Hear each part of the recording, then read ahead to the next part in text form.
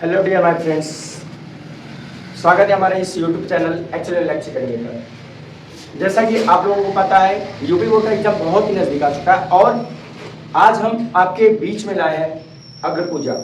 जी हाँ दोस्तों, यह अग्र पूजा क्लास 10th के स्टूडेंट के लिए है और यह खंड काव्य प्रयागराज के अंतर्गत पूछा जाता है। तो यह स्टूडेंट प्रयागराज के स्टूडेंट के लिए बहुत ज़्यादा ही हेल्पफुल होने वाला है और यह अग्र पूजा खंड काव्य जो कि श्री कृष्ण जी के पावन चरित्र पर निर्भर करता है। इस पूरे ही अग्र पूजा में श्री कृष्ण के चरित्र के बारे में पूरा का पूरा इसमें वर्णन किया गया है। तो अग्र पूजा हम लिखते कैसे हैं? हमको एग्जाम के समय में प्रेशर भी रहता है और प्रेशर के बीच में हमको लिखना कैसे, क्या क्या पॉइंट है इसमें, इस वीडियो में आपको पूरा का पूरा अध्ययन कराया जाएगा। तो हम इस वीडियो को आगे चलते हुए अपने ही टॉपिक पर आते हैं। तो यहाँ पर क्या है, जैसा कि प्रश्न आप लोगों को लिखा गया है कि अग्र पूजा खंड काव्य का सारांश अपने शब्दों में लिखिए। तो कथानक, यह प्रश्न को कुछ एग्जाम में इस प्रकार से पूछा जा सकता है कि अग्र पूजा का कथानक सार अपने शब्दों में लिखिए। तो इस अग्र पूजा को लिखने के लिए सबसे पहले हमको क्या करना है कि उसमें खंड काव्य का जो लेखक होता है, रचयिता होता है, तो हम उस खंड काव्य के रचयिता के बारे में, जैसे कि इसमें लिखा गया है कि अग्र पूजा श्री राम बहोरी द्वारा शुक्ल द्वारा रचित नामक खंड काव्य का कथानक, अब यहाँ पर देखिए, कथानक श्रीमद् भागवत और महाभारत से लिया गया है। जी हाँ दोस्तों, यह कथा अग्र पूजा मतलब श्रीमद् भागवत और महाभारत से लिया गया है। इसमें भारतीय जनजीवन को प्रभावित करने वाले श्री कृष्ण के पावन चरित्र पर विविध दृष्टिकोण से प्रकाश डाला गया है। जी हाँ दोस्तों, यह अग्र पूजा सिर्फ और सिर्फ श्री कृष्ण के पावन चरित्र पर विविध दृष्टिकोण से क्या डाला गया, प्रकाश डाला गया है। तो युधिष्ठिर ने, देखिए अग्र पूजा का नाम, अग्र पूजा खंड का नाम पड़ा कैसे, तो यहाँ पर इसके बारे में बताया गया है कि युधिष्ठिर ने अपने राजसूय, आप लोगों को ये यज्ञ का नाम विशेषकर ध्यान देना है, या राजसूय यज्ञ में श्री कृष्ण जी को सर्वश्रेष्ठ मानकर उनकी पूजा की थी। इसी आधार पर खंड काव्य का नामकरण अग्र पूजा हुआ है। संपूर्ण काव्य का कथानक 6 सर्गों में विभक्त किया गया। जी हाँ दोस्तों, आप लोगों को पता होना चाहिए कि यह अग्र पूजा जो है 6 सर्गों में विभक्त किया गया है।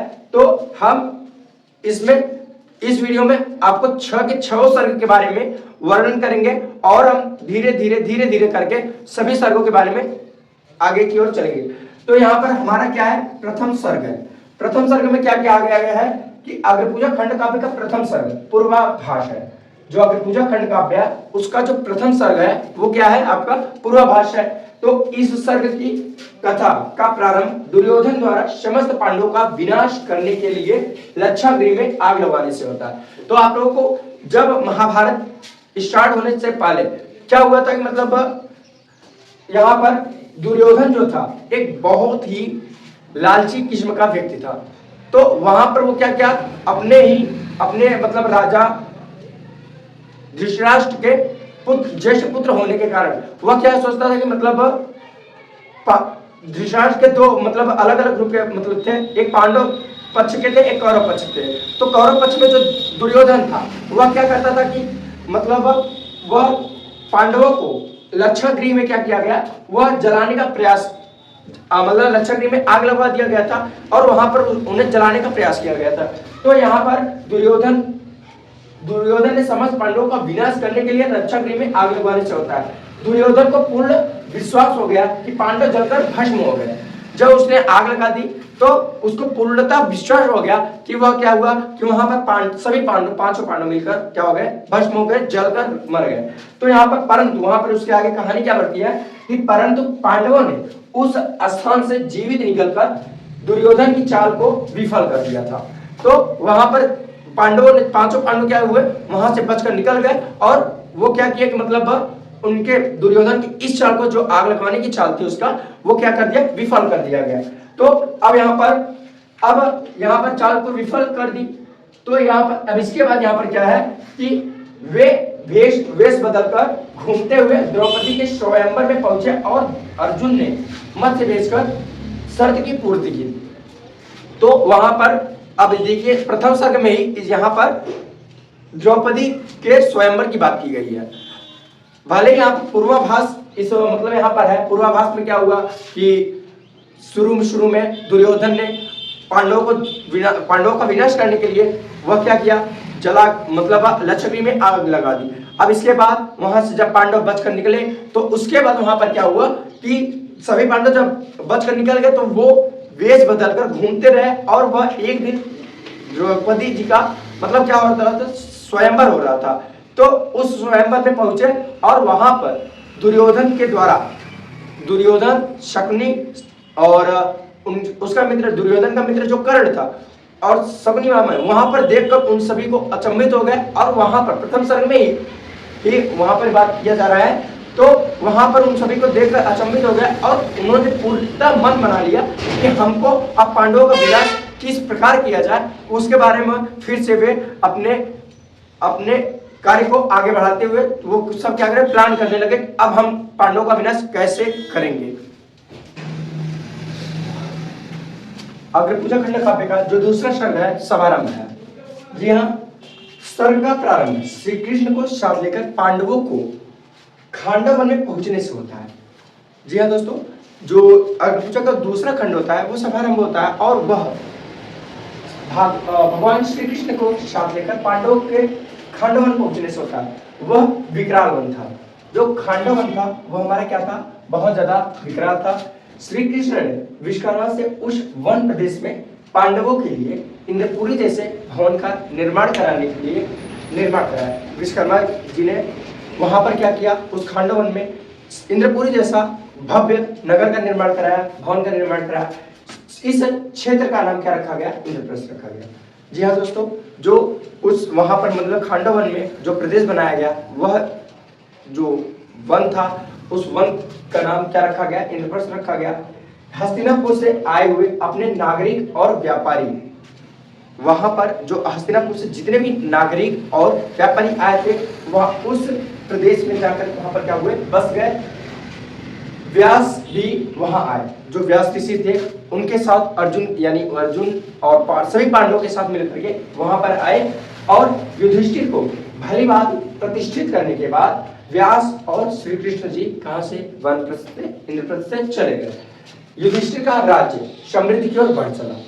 जो इंद्रप्रस्थ का प्रदेश संभालने का जो जिम्मेदारी थी युधिष्ठिर जी की थी और वह क्या हुए कि जब वह प्रदेश को चलाने लगे तो वह उनका जो प्रदेश था समृद्धि की ओर बहुत तेजी से बढ़ने लगा। और जब वह बढ़ने लगा वह उनके शासन की कीर्ति, जो उनके शासन की कीर्ति थी वह क्या हुआ, पूरा का पूरा सुरलोक और पितृलोक यानी सर्वत्र सभी जगह क्या हुआ, प्रसारित होने लगा। तो हमारे द्वितीय सर्ग में बस इतना ही। जी हाँ दोस्तों, तृतीय सर्ग आप लोगों को अग्रपूजा के तृतीय सर्ग में बताया गया कि कोई भी नारी जैसे किसी भी पारस्परिक संघर्ष का कारण न बने, तो नारद ऋषि जी ने आकर के पांडवों के बीच में द्रौपदी को एक एक वर्ष के लिए अलग अलग कर दिया था। तो वहां पर उसके बीच में यदि कोई पांडव में पांचों भाई में से अगर कोई भी उस स्त्री को दोबारा देखता है तो उनको 12 वर्ष का क्या होता था, वनवास भेज दिया जाता था। तो हम चलते हैं अपने तृतीय सर्ग के बारे में। तृतीय सर्ग यहाँ पर बताया गया कि अग्रपूजा खंड काव्य का तृतीय सर्ग जो है वो क्या है, आयोजन है। सर्ग की आरंभिक कथा के अनुसार पांडवों ने सोचा कि नारी कहीं उनके पारस्परिक संघर्ष का कारण न बने। जी हाँ दोस्तों, तो यही चीज आपको हमने बताया और उनके पारस्परिक संघर्ष का कारण न बने, अतः नारद जी सलाह से उन्होंने द्रौपदी को एक वर्ष तक अलग अलग अपने साथ रखने का निश्चय किया। साथ ही यह भी तय कर लिया कि मतलब जो द्रौपदी किसी अन्य पति के साथ हो और कोई भी भाई वहां पहुंचकर उन्हें देख ले तो वह 12 वर्ष तक वन में रहेगा। इस नियम के भंग के कारण अर्जुन को क्या हुआ था, 12 वर्ष तक वन चले गए थे। एक बार जो द्रौपदी थी वो किसी अन्य के साथ थी, तो 1 वर्ष का समय पूरा न होते हुए उन्होंने क्या किया, द्रौपदी जी को देख लिया था। तो अर्जुन को इसको मतलब यहाँ पर उनको 12 वर्ष के लिए वनवास मतलब भेजा गया था। तो अब यहाँ पर 12 वर्ष के लिए वो वन चले गए। अनेक स्थानों पर अर्जुन भी जब वहां पर वन में गए, लेकिन वहां पर भी उन्होंने वहां पर बैठे नहीं थे। तो वहां पर क्या किया उन्होंने कि मतलब वो भी भ्रमण करते हुए, अब यही चीज में बताया गया है कि अब इसके आगे आपको बताया जाएगा कि यहाँ पर जब भ्रमण करते हुए 12 वर्ष के लिए तो वन चले गए, तो वहां पर वो भ्रमण करते करते करते करते वह कहाँ पहुंच गए? द्वारिका में। और जब द्वारिका में पहुंचे तो वहां पर श्री कृष्ण जी के साथ, श्री कृष्ण जी की जो बहन थी सुभद्रा के साथ उनका क्या कर दिया गया? विवाह कर दिया गया। तो चलते हैं अपने टॉपिक पर। तो यहाँ पर है कि अनेक स्थानों पर भ्रमण करते हुए अर्जुन द्वारका पहुंचे, वहां श्री कृष्ण की बहन सुभद्रा से विवाह करके इंद्रप्रस्थ लौटे। तो एक दिन देवर्षि ऋषि, जब अर्जुन वहां से वापस आए तो वहां पर अब उसके बाद क्या हुआ? देवर्षि ऋषि यानी देव के जो ऋषि माने जाते हैं वो नारद मुनि को माना जाता है। तो देवर्षि ऋषि उस समय तब क्या हुआ? इंद्रप्रस्थ आए हुए थे। तो वहां पर उन्होंने युधिष्ठिर जी को सलाह दिया कि आप यदि राष्ट्रीय यज्ञ कराते हैं तो वहां पर आपको क्या मिलेगा? इंद्रलोक में आपको स्थान मिल जाएगा। तो यही चीज यहाँ पर बताया गया कि एक दिन देवर्षि नारद इंद्रप्रस्थ नगरी में आए। उन्होंने पांडु का संदेश देते हुए युधिष्ठिर को बताया कि यदि वे राजसूय यज्ञ, कौन सा यज्ञ? राजसूय यज्ञ करे तो उन्हें इंद्रलोक में क्या मिलेगा? इंद्रलोक में उनको स्थान मिल जाएगा। आयु पूर्ण हो जाने पर युधिष्ठिर भी वहां जाएंगे, यानी जब उनका आयु पूर्ण हो जाएगा युधिष्ठिर जी का, तो वहां पर वो क्या करेंगे? इंद्रलोक में जाएंगे। जी हाँ दोस्तों, जैसा कि देवर्षि नारद ने बताया कि युधिष्ठिर को राष्ट्रीय कराने के बाद उनको इंद्रलोक में स्थान मिल जाएगा। तो युधिष्ठिर ने इस सलाह के लिए श्री कृष्ण जी को द्वारिका से बुलाया और इस राष्ट्रीय युद्ध के बारे में उनको यह बात बताई थी। अब यहाँ पर बात यह थी कि श्री कृष्ण जी ने भी युधिष्ठिर को सलाह दिया कि जब तक जरासंध का युद्ध नहीं होगा तब तक यहाँ पर राष्ट्रीय यज्ञ करना इंद्रप्रस्थ में बहुत ही मुश्किल कार्य है। तो जरासंध को, और यह भी श्री कृष्ण जी ने सजेशन दिया कि मतलब यहाँ पर जरासंध को सम्मुख युद्ध में हराना बहुत ही मुश्किल है। तो श्री कृष्ण जी ने युधिष्ठिर, अर्जुन और भीम को, तीनों को इस जरासंध के बारे में बताया और उन्होंने बताया कि इस जरासंध को मल्ल युद्ध में ही हराया जा सकता है। तो जैसा कि आप मतलब यहाँ पर बताया गया कि मतलब जरासंध को मल्ल युद्ध में ही हराया जा सकता है। तो वहां पर भीम ने मल्ल युद्ध के लिए जरासंध को ललकारा, तो और जरासंध ने वहां पर क्या किया? वहां पर भीम के इस मल्ल युद्ध को स्वीकार कर लिया था। यहाँ पर बताया गया ना कि मतलब जरासंध ने भीम के मल्ल युद्ध करना स्वीकार कर लिया। अब यहाँ पर श्री कृष्ण के संकेत पर भी मतलब श्री कृष्ण जी ने संकेत ये भी दिया था कि जब जरासंध को बीच मतलब उसके शरीर को दो पार्ट किया जाए और दोनों पार्ट को क्या किया जाए? अलग अलग दिशाओं में फेंक दिया जाए, जिससे उनके आपस में बॉडी क्या होगा? मतलब जोड़ न सके, क्योंकि जरासंध को एक वरदान प्राप्त था कि उसके शरीर को या तो चीरा जाए, फाड़ा जाए, अगर एक ही दिशा में रहेंगे तो वो सभी क्या हो जाएंगे? आपस में जुड़ जाएंगे। तो यही श्री कृष्ण जी ने बताया कि भीम भैया कि आप जाइए, अगर उनके शरीर को अलग मतलब चीरने के बाद दोनों पार्ट को अलग अलग दिशाओं मतलब विपरीत दिशाओं में फेंकेंगे तो जरासंध की वहां पर मृत्यु हो जाएगी और उसका जो बॉडी था वो आपस में जुड़ नहीं पाएंगे। तो उसके बाद जब जरासंध की मृत्यु हो गई, अब उसके पुत्र जो थे सहदेव थे, तो सहदेव को वहां का मतलब इंद्रप्रस्थ का क्या बनाया गया? वो राजा बनाया गया था। अब यहाँ पर देखिए, जब यहाँ पर मतलब इंद्रप्रस्थ का राजा बनाया गया, अब जब राजा बन गया तो वहां पर राष्ट्रीय यज्ञ करना संभव हो सका था। लेकिन अब यहाँ पर युधिष्ठिर जी ने क्या किया कि अपने जो वहां पर मतलब अपने निमंत्रण पत्र थे भारत के कोने कोने राज्यों में क्या किया? वह न्योता दिया और वहां से सभी राजाएं आए और इसके द्वारा युधिष्ठिर का जो दिग्विजय यानी दिग्विजय था वहां पर उनका क्या हुआ? पूरे भारत में धीरे धीरे फैल गया। यही बात यहाँ पर बताया गया कि इस प्रकार अब संपूर्ण भारत युधिष्ठिर ध्वज के नीचे आ गया और युधिष्ठिर ने राष्ट्रीय यज्ञ की योजनाबद्ध तैयारी प्रारंभ कर दी थी। धन्यवाद। जी हाँ दोस्तों, अग्रपूजा को चतुर्थ सर्ग है वो हमारा क्या है, प्रस्थान है। अब यहाँ पर राष्ट्रीय यज्ञ के लिए चारों ओर से इंद्रप्रस्थ में सभी राजागण क्या हुए थे, उपस्थित हो गए थे। और यहाँ पर श्री कृष्ण को बुलाने के लिए अर्जुन वहां पर द्वारका में क्या गए थे, स्वयं गए थे। और वहां पर उन्होंने श्री कृष्ण जी से विनती या आग्रह किया कि आप चलिए राष्ट्रीय यज्ञ को पूर्ण कीजिए और यहाँ पर हम पांडवों की मान सम्मान के लिए रक्षा कीजिए।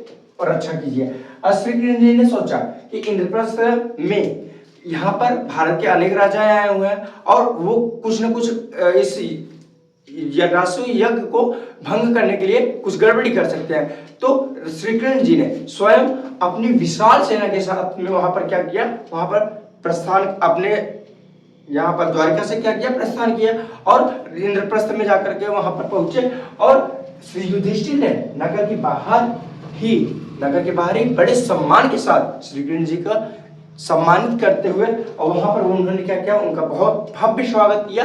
और भव्य स्वागत करने के बाद वहां पर क्या किया, श्री कृष्ण के प्रभाव और स्वागत समारोह, वहां पर जो श्री कृष्ण जी के समारोह हुआ था, स्वागत समारोह को देख करके जो शिशुपाल और रुक्मी थी वह ईर्ष्या से क्या हो गए, तिलमिला उठी। जी हाँ, अग्रपूजा खंडकाव्य का जो पंचम सर्ग है वो हमारा क्या है, राष्ट्रीय यज्ञ। राष्ट्रीय यज्ञ प्रारंभ होने से पूर्व सभी राजाओं ने अपना अपना स्थान क्या कर लिया, ग्रहण कर लिया। और युधिष्ठिर ने सभी स्वजनों को अपने अपने कार्य को मतलब अलग अलग क्या कर दिया था, वह पहले से ही सभी काम को बांट दिए थे। श्री कृष्ण जी ने जो स्वेच्छा से ही अपने स्वेच्छा से ही ब्राह्मणों के चरण धोने का जो कार्य था वह अपने ऊपर ले लिया था।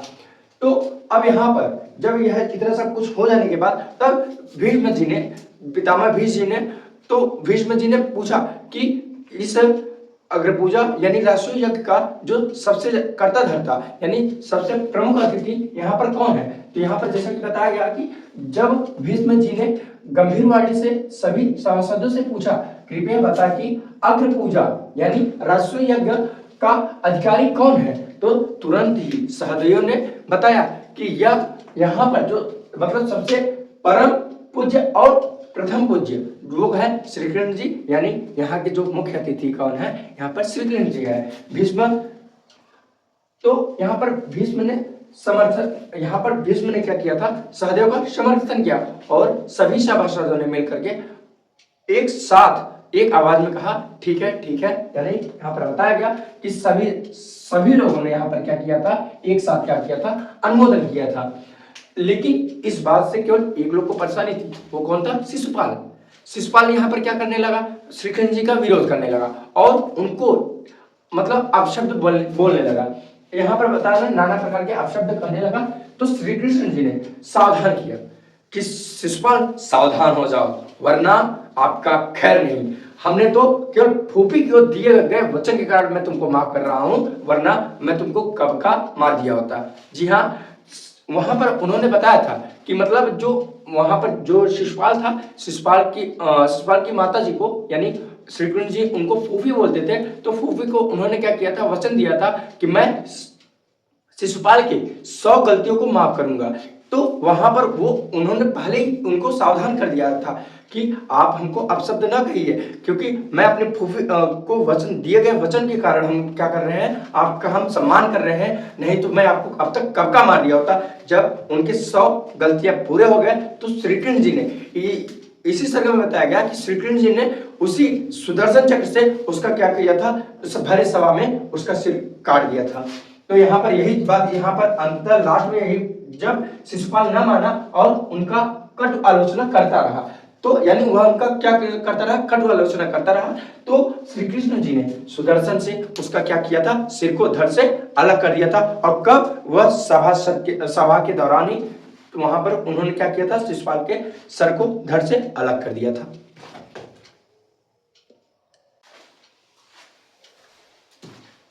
अग्रपूजा को जो सबसे अंतिम सर्ग माना जाता है वह क्या है आपका, खष्टम सर्ग में बताया गया जो इसका शीर्षक था वह था उपसंहार।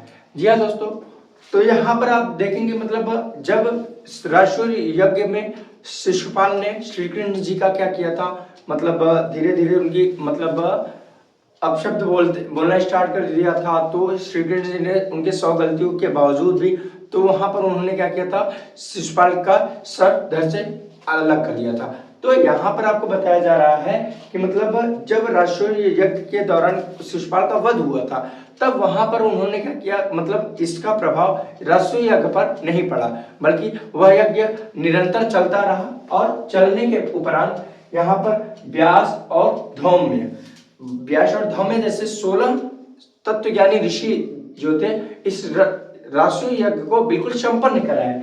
और यहाँ पर और युधिष्ठिर ने उनको दान दक्षिणा देकर के यथोचित उनका स्वीकार मतलब सेवा सत्कार किया था। और तत्वज्ञानी ऋषियों ने भी, यहाँ पर बताया गया ना, तत्वज्ञानी ऋषियों ने भी युधिष्ठिर को हार्दिक आशीर्वाद दिया, जिससे युधिष्ठिर ने विनम्र भाव से शिरोधार्य किया।